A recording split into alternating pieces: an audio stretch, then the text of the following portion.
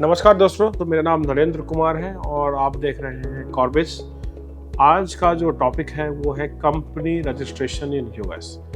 बहुत बड़ी संख्या में लोग इंडिया से और कंप्लीट एशिया से यूएस में कंपनी बनाते हैं क्योंकि ईज ऑफ डूइंग बिजनेस बहुत हाई है यूएस में, कंप्लायंसेस कम है एज कम्पेयर टू इंडिया। तो चलिए बात करते हैं। आपका स्वागत है यूएस कंपनी रजिस्ट्रेशन प्रोसेस में। एक डोमेस्टिक कंपनी है या आप एक इंटरनेशनल कंपनी है, तभी आपके लिए वीडियो जो है आपको मैक्सिमम इंफॉर्मेशन आपको मिल जाएगी। Whether you need establish a company और आपको कोई स्ट्रक्चर चुनना है तो उसके हिसाब से अपन इसमें बात करेंगे। सबसे पहला प्रोसेस जो है कि स्ट्रक्चर क्या होगा। जैसे इंडिया में प्राइवेट लिमिटेड कंपनी है, वैसे यूएस में आईएनसी होता है जिसे सी कॉर्प कहते हैं, और जैसे इंडिया में एलएलपी है वैसे वहाँ एलएलसी है। दो ही स्ट्रक्चर में मैं बात करूंगा इस पूरे वीडियो में। दो स्ट्रक्चर पे ही आपको काम करना है। तो पहला है कि आपने स्ट्रक्चर चुन लिया है कि मेरा सी कॉर्प होगा या एलएलसी होगा। सी कॉर्प के बारे में बता दिया, ज़्यादातर बड़ी कंपनी सी कॉर्प है। उसके बाद जो सेकेंड आता है कि स्टेट, कौन से स्टेट में रजिस्ट्रेशन कराना चाहिए। इन जनरल लोग टेक्सास, डेलावेयर, न्यूयॉर्क, कैलिफोर्निया, इन सब स्टेट्स को लेते हैं। वाशिंगटन को भी लिया जाता है। सबसे पहला जो प्रोसेस है वो है नेम चेक। जब भी आप कंपनी बनाएंगे, क्योंकि आपका नेसेसरी रूप से इंडिया में कंपनी ऑलरेडी पहले से होगा, तो आप चाहेंगे कि सिमिलर नेम से ही मेरा कंपनी मिल जाए। यूएस की अच्छी बात क्या है कि एक स्टेट में अगर कोई कंपनी रजिस्टर्ड है और सेम नाम से आप दूसरे स्टेट में रजिस्टर करा सकते हैं अगर कोई ट्रेडमार्क का वायलेशन नहीं हो रहा है। तो जो आप इंडिया में जिस नाम से कंपनी है आपका, उसी नाम से आप कंपनी बनाएंगे। नेम चेक होगा। नेम चेक का जो फी है $65 से $200 तक का फी जाता है। हमेशा नेम चेक करके ही कंपनी बनाइए, बिना नेम चेक किए हुए कंपनी नहीं बनानी चाहिए। जैसे ही आपका नेम अप्रूव हो जाता है, फिर आर्टिकल ऑफ इनकॉर्पोरेशन को फाइल किया जाता है स्टेट सेक्रेटरी के पास। स्टेट सेक्रेटरी उसको 3 to 4 वर्किंग डेज में अप्रूव कर देता है। सबसे लंबा जो प्रोसेस है वो है EIN का। EIN है एम्प्लॉयर आइडेंटिफिकेशन नंबर। जैसे इंडिया में पैन, टैन, GST वगैरह वगैरह नंबर है, उस सारे नंबर का एक कंबाइंड नंबर है जिसे कहते हैं EIN नंबर। EIN वो ऐसा नंबर है जो हर कॉरस्पॉन्डेंस में, चाहे आप बैंक से कॉरस्पॉन्डेंस कर रहे हो, आप वेंडर से पैसा ले रहे हो, आप एम्प्लॉय हायर कर रहे हो, या आप यूएस से बाहर पैसा भेज रहे हो, या बाहर से यूएस में पैसा आ रहा हो, दोनों ही केस में, सारे केसेस में EIN की जरूरत आपको पड़ेगी। जो बैंक अकाउंट है, EIN आपका आ जाएगा, उसके बाद आपको बैंक अकाउंट ओपन करना होता है। ध्यान रहे, जब आप कंपनी रजिस्टर करा रहे हो तो आप रजिस्टर्ड एजेंट की सर्विस तो वहाँ कंपलसरी है चूंकि फॉरेनर के लिए।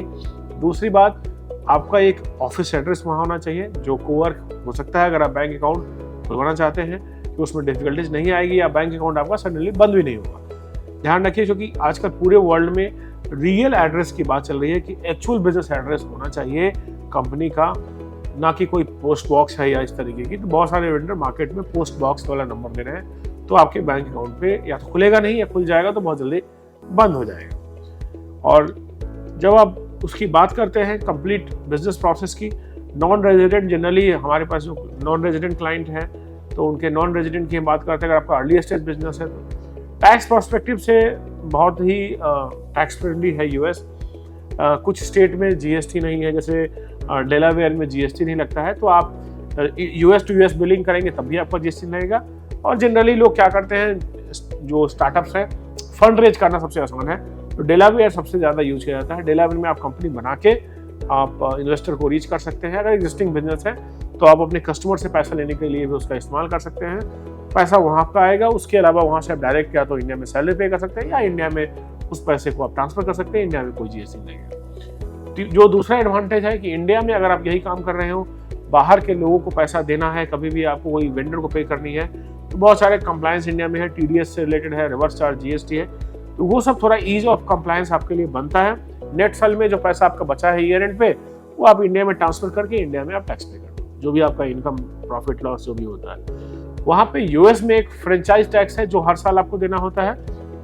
फ्रेंचाइज टैक्स जो जनरली आपके कैपिटल के क्वांटिटी पे लगता है कि कितनी कैपिटल आपकी है, कैपिटल जितना होगा उसी हिसाब से आपका फ्रेंचाइज टैक्स लगेगा।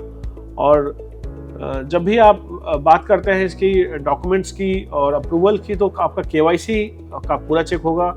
आपका पूरा जो बिजनेस कोई ऐसा है जिसमें लाइसेंस की ज़रूरत है तो वो भी आपको लेनी पड़ेगी।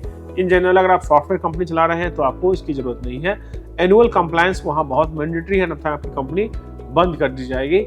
और एनुअल कंप्लायंस आपका जो है, एक तो फ्रेंचाइज टैक्स हो गया, IRS की फाइलिंग है, अकाउंटिंग आपको करना चाहिए और अकाउंटिंग मेंटेन करके, और आपके पास क्योंकि बैंक भी कई बार आपको रिक्वायरमेंट करता है। यूएस में कोई भी आपकी रिक्वायरमेंट है टैक्स से रिलेटेड, फाइलिंग से related, CPA certificate, anything else, valuation requirement है तो आप में संपर्क कर सकते हैं और हमारी टीम एंड टू एंड आपके यूएस रजिस्ट्रेशन के प्रोसेस को हैंडल करेगी। कोई भी सवाल हो यूएस रजिस्ट्रेशन से रिलेटेड या दुनिया के किसी भी कंपनी से रजिस्ट्रेशन, कॉर्बिस 100+ कंट्रीज में कंपनी रजिस्टर करता है।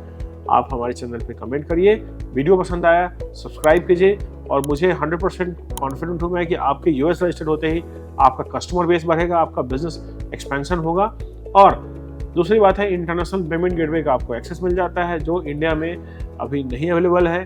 टैक्स एडवांटेज है, काफ़ी सारे हैं। कोई भी क्वेरी आपके इसके सराउंडिंग है, don't hesitate to contact us info@corbis.io, और हमारे चैनल पे आप कमेंट कर सकते हैं, हम ये सब्सक्राइब कर सकते हैं। Thanks for watching. जय हिंद।